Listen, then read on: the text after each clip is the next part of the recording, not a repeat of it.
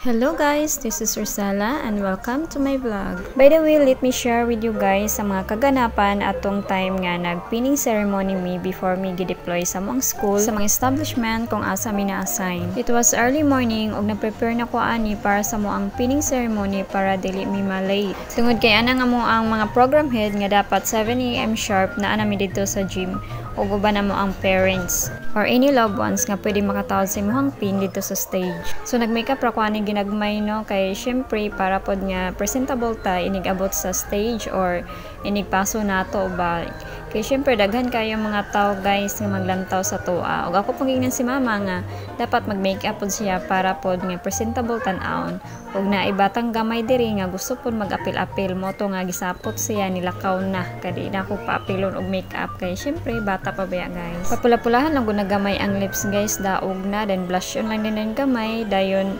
maura, anara, basta kay pula ang lips di lang luspad, pites na naoy. Nya nagpa-remind pud ang amo ang mga head no nga kini ang dili lang pud mi magpalabi og makeup kay di pa biya pud sure nga mupaso mi sa graduation day, di ba?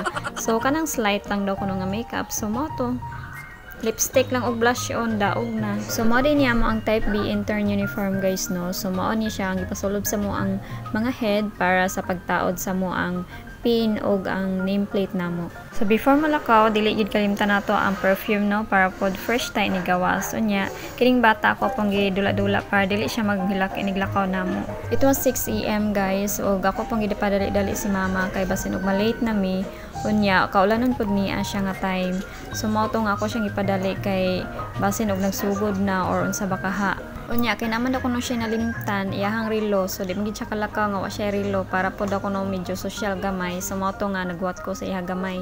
So ayan nakarelo na siya guys. Unya naka necklace pa siya nga gold unya di ay to dili maprinda. Unya na nami sa highway guys kay manakaya na mi paingon sa Balingasag. Unya tanawa ra gud ang langit o kilom-kilom niya o pag-abot na mo dito sa Balingasag nagulan gid siya.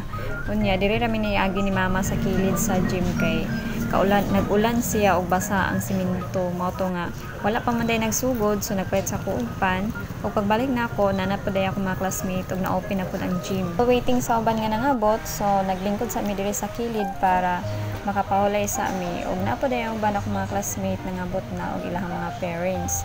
So ako ang mga friend ni wala pa sa nangabot kay tuwa pa man bukid pa man ang ilaha unya nagulan pa man sa ganina. So ang kini ang isa si Irene nakaabot na pud di ay. Ug ang uban wala pa kaabot kay giulan man. So mao niya siya guys ang setup sa mo ang kuano mga bangko para sa unya diha mi manglingkod after magpaso sa tunga. Ug ang Ruby nakaabot na pud di ay guys tanawa ra gud opak pula kay lips. Ug medyo daghan-daghan na pud ay ang nangabot guys. So mao to nga while waiting sa uban nagpicture-picture lang sa ami diri while kini ang wala pa nagsugod no kay unya daghan na pud magpa-picture diri so dili na ta kasingit. So mo tong naguna-una sa ami diri So after taking picture guys namalik na din mi diri sa kilid kay gipa-prepare na mi sa amo ang mga head para magsugod na kay naapay magamit sa gym guys ani after sa mo ang kuan program.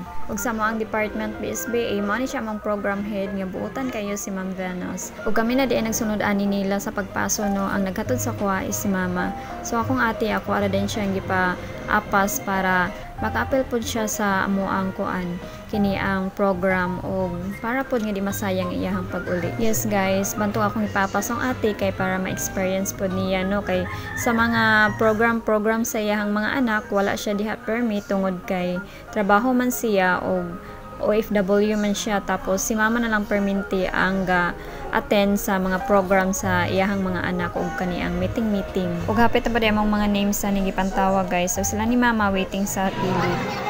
Sahol Melody.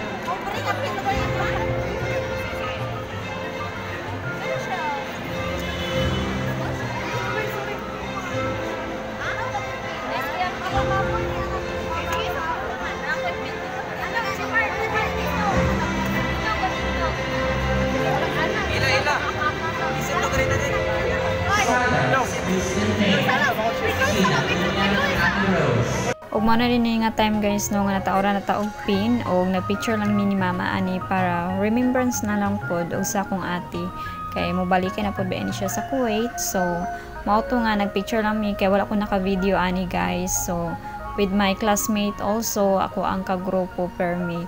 Ug mao ra to guys, thank you for watching.